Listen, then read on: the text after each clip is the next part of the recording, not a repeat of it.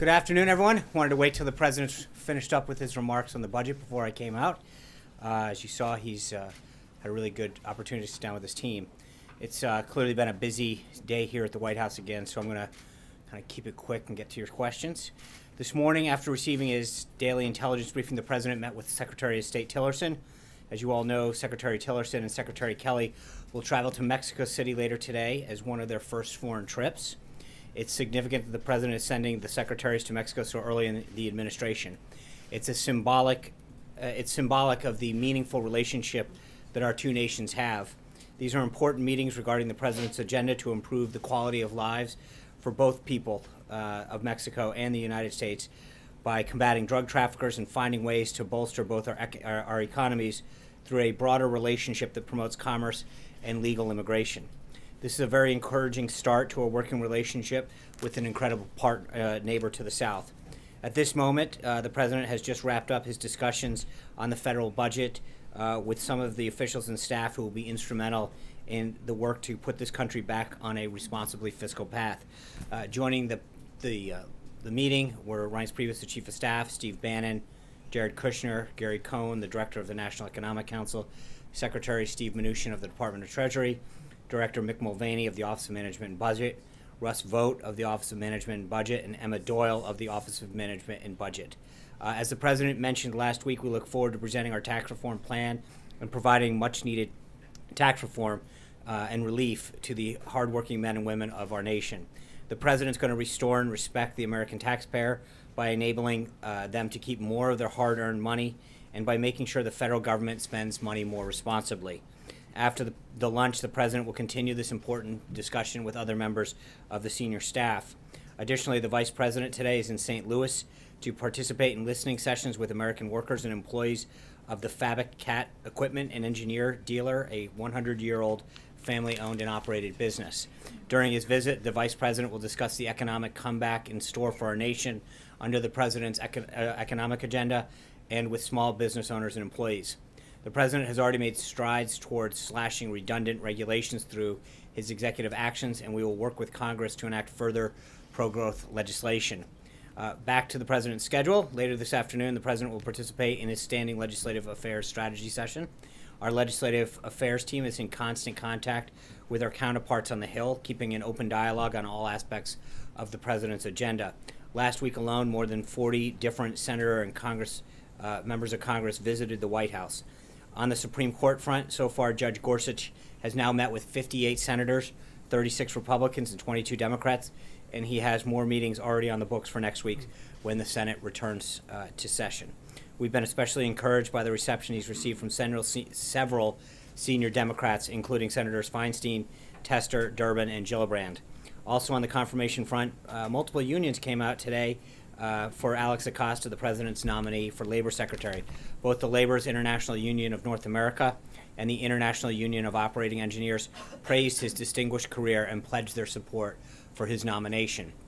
The Legislative Affairs team is using the congressional work period to coordinate with key coalitions in Congress.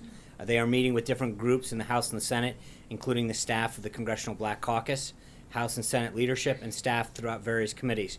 We've used this work period as an opportunity to invite staffers from both sides of the aisle to come to the White House and discuss shared priorities and find common ground on the way forward.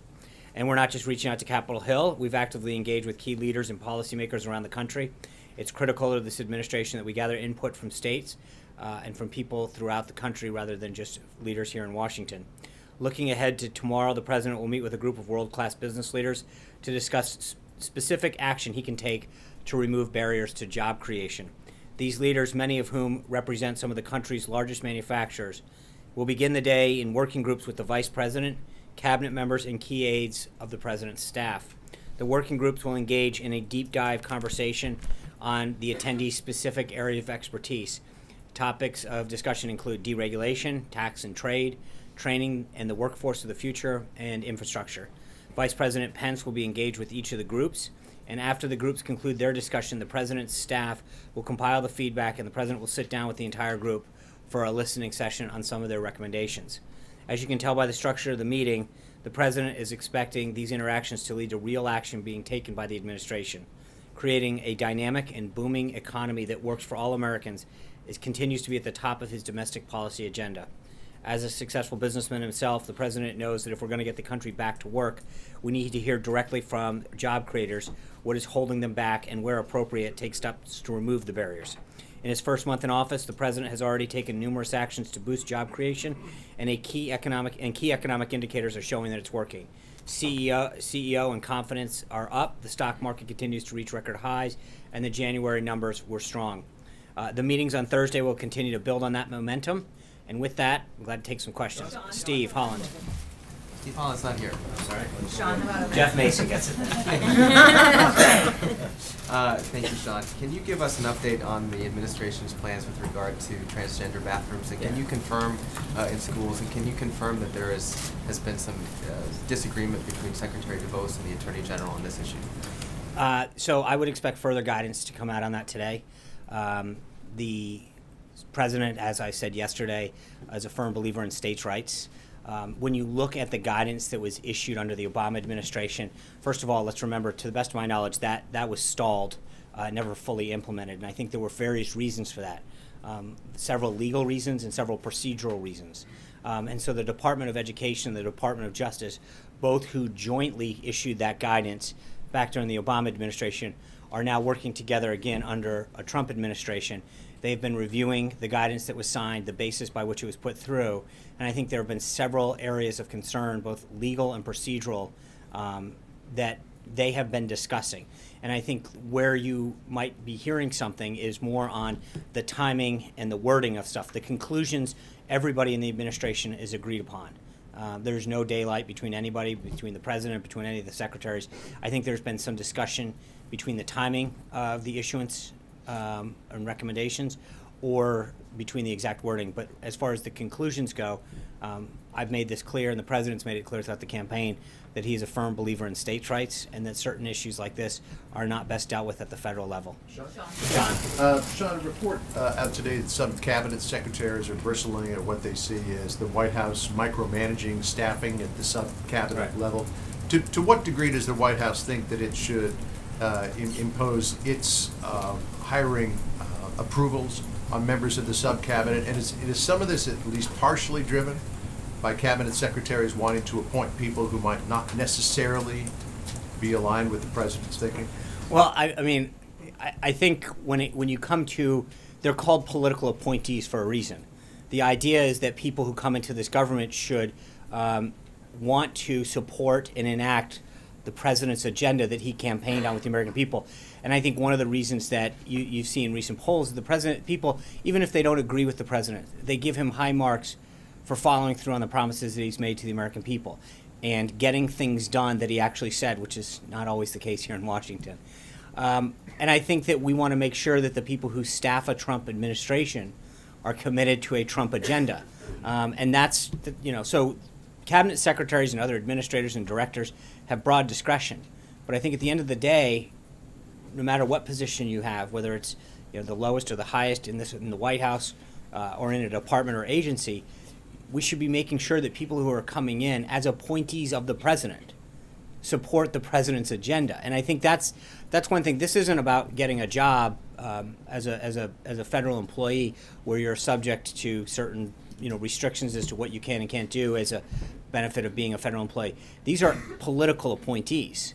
And so I think that there is obviously we are going to ensure that people who are political appointees share the vision and agenda that the president campaigned on and is implementing. And does the White House believe that it needs to have the final approval over I don't those think this people, is or can you trust your cabinet secretaries? It's not a question of trust. It's a question of just making sure that we are all on the same page and committed to the same agenda that the president has set forth. This process is probably no different than we've seen in previous administrations.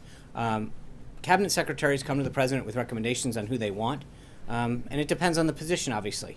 But in certain cases, if they're going to fulfill a job that is a key area that the president had very specific goals to enact that he promised the American people, you want to make sure that the person that is fulfilling that job actually is committed to the agenda and the vision that the president set forth and promised the American people. And that's that's something that we're always going to be making sure is in alignment. And is this approval process in some way slowing down the No. appointment of crucial staffers? No, not at all. I don't think so. I think when you look across where we are and we track the number of folks that are in the pipeline, we're doing very, very well with getting all of these positions filled. And I think once in a while you might hear of one or two people. But overall, generally speaking, I mentioned during the transition period how many members of the beachhead teams that we had. And I think those members who were appointed through the beachhead process had 120 days. And they were there to allow, basically a 4-month process for secretaries in the White House to make sure that people on a permanent basis could populate those positions, and that's what's happening. But make no mistake, I mean, we were ahead of the curve on the beachhead teams. We were very clear with the landing teams during the transition. This has been a very methodical process that is seen from top to bottom through, and I think we're doing a phenomenal job of staffing the government. Margaret. Oh, thank you. Which Margaret? Oh, wow. Lucky me. But two Margarets? Well- I'm gonna take mine. I got a Bloomberg question for you. I don't have a Sean answer for you. The president, in the Roosevelt Room, just said to us that, among other things, that the tax plan is nearly finalized, but it can't be submitted until the healthcare plan statutorily or otherwise is, so we're doing the healthcare. So what I wanted to clarify was, is the White House doing a healthcare proposal, or was he talking about Congress and not the White House? Or is there some Obviously, new plan, yeah, I think, or- right. Yeah. So obviously, there's two vehicles, reconciliation vehicles, the FY17, I'm going to give you a Bloomberg answer. The FY17 reconciliation that was never completed because the budget wasn't finalized in the last Congress, and then you got the 2018. I think we want to make sure, look at the opportunities to work with Congress on Obamacare, utilizing the 2017, and then you could utilize the 2018 reconciliation and budget process to do tax reform. That's not, and again, that's not prescriptive. I'm not, but as far as why the president's saying it that way is because we've got that option available to us right now, and I think the president's committed to making sure that the promise that he made to the American people to repeal and replace Obamacare continues to be first and foremost, and then his tax plan. But it's not a we can walk and chew gum kind of thing. We can actually be continuing to work with Congress and the leadership in both houses. President Obama used to say that. Well, I have a So just to feeling do that the Bloomberg timeline, there's a few things that are gonna happen then. There's gonna be a budget plan that you guys are gonna present on March 13th-ish. ish. There's gonna be a healthcare, this is where I got lost again, something from him and something from them, and a Definitely tax getting you a reform calendar. plan afterwards? Is that the way it works? I don't want, look, when we're ready to announce stuff, but I think, again, I think you've got Obamacare, the budget, and tax reform. It's going to be a very busy March and April for us. And we've been continuing to work with Congress to make sure that that's implemented. Noah Bierman. The president, you were talking about fulfilling his promises. As you know, he promised during the campaign a total and complete shutdown of Muslims entering the country. There were a lot of people in his party who thought that was a very good proposal. Can you explain his evolution in backing down from that? And can you also say whether he regrets using that rhetoric since it ended up hurting the court case? Well, again, I go back to the merits of the case and the order that gives him the authority to make that. U.S. Code 1182 is very clear. And the president was very clear in his executive order that these were countries that we didn't have the proper vetting for when it came to ensuring the safety of Americans. That's what the executive order said. The authority is very clear to have him done it, and I think that you're going to continue to see the president take the steps necessary to protect this country. That's why he's talked about, fighting this on both fronts, making sure that we keep evolving through the court system on the existing EO, and then looking towards the next draft of the executive order that will continue to achieve the goal of protecting the American people. So that's where we are. That's what the order says, and so I think we continue to feel confident that that's. But it was crafted in a way that was very clear about the countries and was not focused on anything else but the vetting requirements that we have to make sure that we know who's coming into this country and that they're here not to do us any harm. But when talking about fulfilling his promises, can you explain why he decided to back down from that one? Because I know you I don't think differentiated this from I think that he's promise. made it very clear, Noah, from the beginning, that this was a country-focused issue, a safety-focused issue, and that's why he issued. I don't see anything other than that with reference to that. Deborah Saunders. The Oscars are Sunday night. Will the president be watching? If there's a Meryl Streep kind of moment, how do you think he'll react? And why, if this has happened at other awards ceremonies, why do you think this happens? What do I think? What happens? Actresses and actors like Meryl Streep. I have no idea. It's a free country. I think Hollywood is known for being rather far to the left in its opinions, and I got to be honest with you. I think the president will be hosting the governor's ball that night. Mrs. Trump looks forward to putting on a phenomenal event, and the first lady's put a lot of time into this event that's going to occur and welcoming our nation's governors to the Capitol. And I have a feeling that that's where the president and the first lady are going to be focused on Sunday night, and so we'll go from there. Sean, the president's going to have a big audience next Tuesday in the joint address to Yes. Congress. Does he have a set of goals in mind for the speech, and do you think we're going to see some specific policy rollouts as part of that speech? I think that the speech is going to focus. I mentioned this yesterday. I think it's going to talk, remind the American people what he's done already, and make sure that he explains to them not just because of a sense of accomplishment that in moving this country forward, but because I think it's important for the American people to know that he was an agent of change. He came here to get things done, and he didn't waste any time. He's committed to keeping his word. And then I think he's going to lay out his vision and talk about things like education and healthcare and infrastructure. The problems that we face as a country, the violence in some of our inner cities, but also some of the solutions that we can act on and some of the partnerships that we can create. It's obviously still a work in progress, but I think it's going to look forward to where he wants to take this country and talk about working with Congress and other leaders throughout the country to get things done. But I think in the drafts that I've seen so far, it is going to be a very strong blueprint of where he wants to take this country.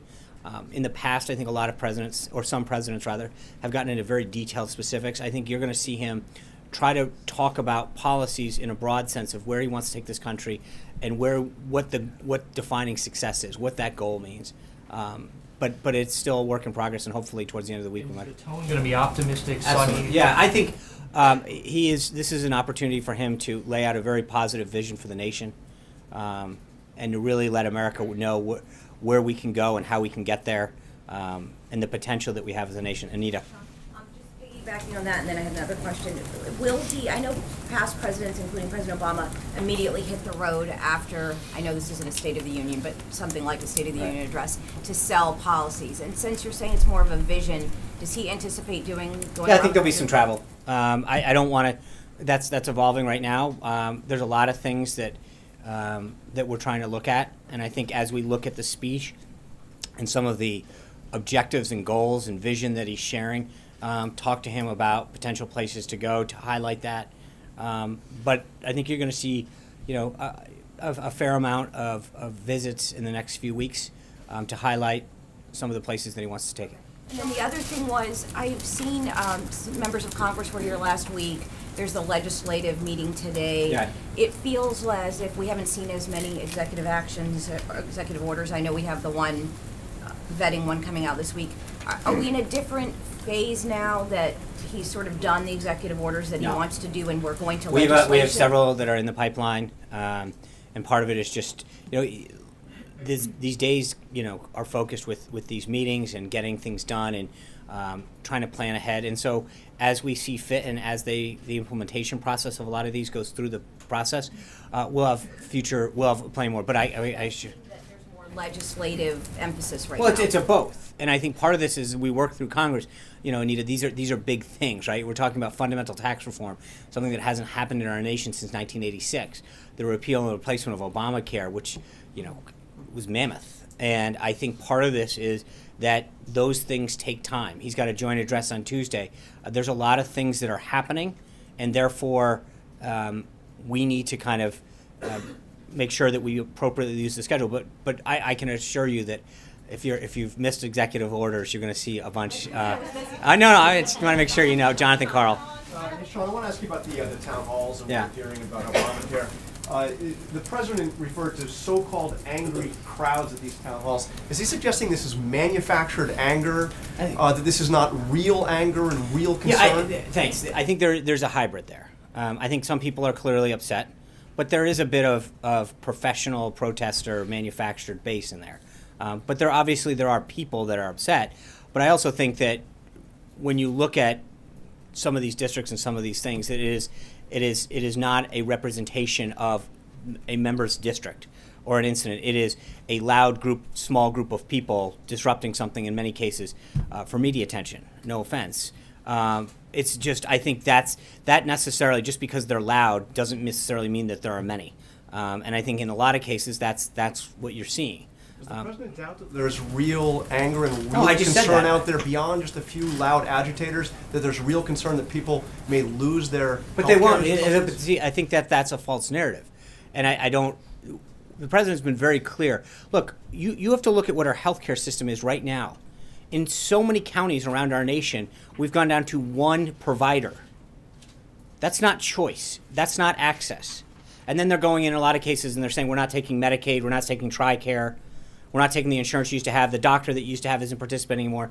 And oh, by the way, states like Arizona, you've got over 100% increase in premiums. 112, I think, was the number there. In many states, it's double digit. And I think that the idea that we have to remember is that the American people got sold the Affordable Care Act. It's neither affordable or accessible. They're losing their coverage and premiums are spiking. And so if people are truly worried about losing their coverage, they should be applauding the president's action for wanting to make sure that we put a system in place that does what they were supposed to have been promised a while back. And I think that's what I think is missing from this dialogue. I've seen some folks that were protesting at some of these things, saying, I'm on Obamacare, I'm going to lose my thing. And when they were asked how old they were, they're, I'm 71, 72. Well, they're not on Obamacare. They're on Medicaid. So you think they're making it up? No, I'm not they're making it up. But what I'm getting at is I think that there is a lot of blurring of the facts. And the reality is that some people aren't on Obamacare. They're on an employer-based system. They're on Medicaid. They're receiving their benefits through Medicare because of their age. And so that they're nothing, they have no problems. But I think in other cases, people are not being told that the plan that they're on is unsustainable. That these carriers throughout the country, you just look at them over and over again, pulling out of the exchanges. The reality is that they are losing their health care. But they're losing it under Obamacare because the exchanges are collapsing on themselves. Carriers are pulling out, premiums are going up, and access is going down. So the president's plan is actually going to do exactly what they were promised 8 years ago and didn't get. So for those who are worried, the answer is help is on the way. But what is the plan? We haven't seen what he's going to Okay, so first, as the president made clear, we're going to have that out in the next couple of weeks. He's working on it. But the goal, Jonathan, is this got jammed through a Democratic Congress. And then they told us you could read it after we get it passed. So taking our time, getting this right to achieve the goals that we set forth is probably the right thing to do, considering the experience that we had the last time. Hallie. Sean, two questions for you. The issue of transgender bathrooms wasn't one we heard a lot about from the president during the campaign. He said at one point, Caitlyn Jenner could use whichever bathroom she wanted to at Trump Tower. So why is this now a priority for the administration 40 days into office? It's not a priority. I think there's a case. No, hold on. But let me answer the question. It's not a priority.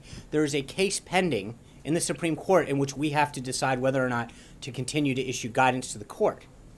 It's dictated by that. The Obama administration had issued joint guidance from the Department of Education and the Department of Justice.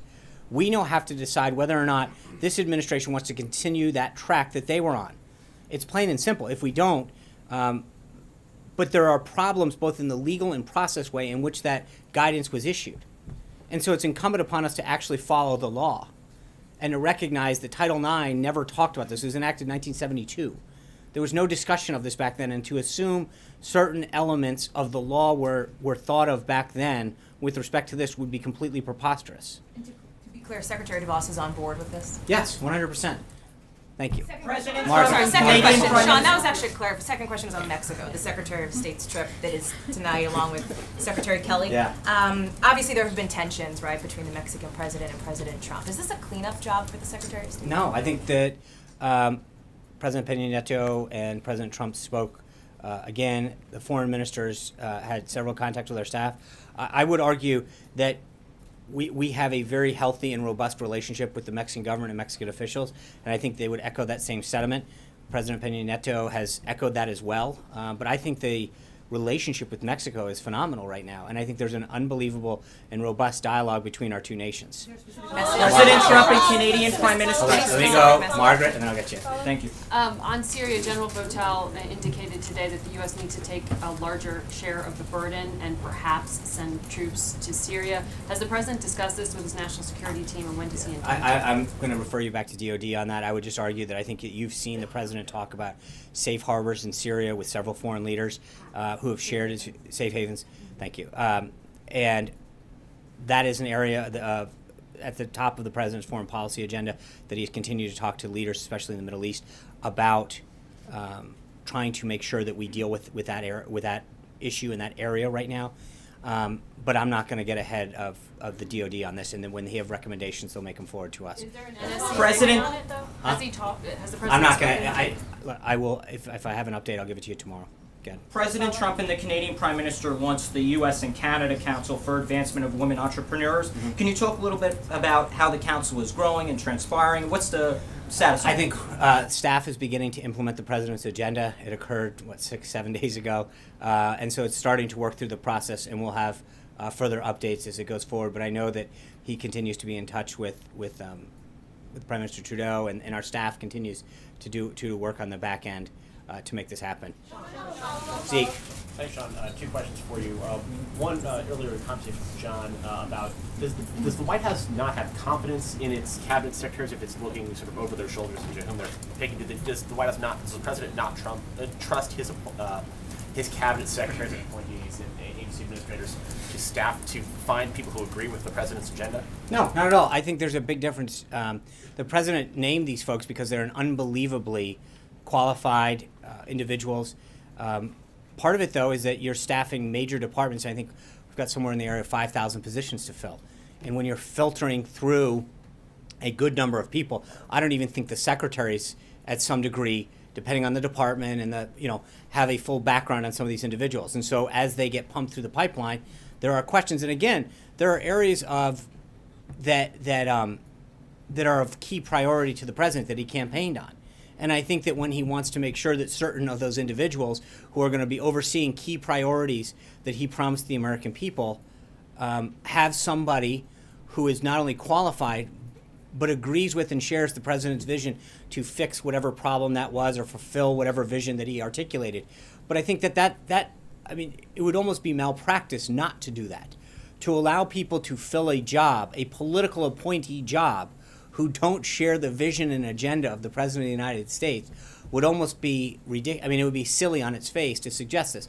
I don't think there's any administration in past history that would literally willingly take on somebody who was adamantly opposed or spoke out specifically against what the President was seeking to do and then have them fulfill a job to carry out that mission. It doesn't seem as though it makes any sense. Yeah. Second thing, real quick, just on the we're coming up a week away from the deadline the President ordered for his review of the counter-ISIS strategy. What's the status of that review? The President tweeted over the weekend that he was meeting with a bunch of generals. Yeah. Is that regarding that review? He is. I think General Dunford and Secretary Mattis have begun providing him updates on that. I know that the new National Security Advisor is getting brought into that process and continuing to do updates. So we'll have further updates, but the team has been working on it since the President issued the guidance. Yeah. As far as the second executive order is concerned, what is the White House doing differently in terms of consulting with the various departments to make certain that the second executive order passes constitutional scrutiny? Well, I think we've done a few things. One is I think we've been very clear about understanding what the court said and trying to tailor that specifically while achieving the same goals of keeping America safe and ensuring that people don't come into this country that seek to do us harm. That's number one. Number two is, we continue that, and that order is basically completed. I think what we're now doing is working with the various agencies and departments to make sure that the implementation of that is done in an extremely smooth way. So we have looked at it from both a process standpoint as well as a legal standpoint, and I think it's achieving the goals. But again, I would also mention that on the merits, we can see. I believe that the first order did just that.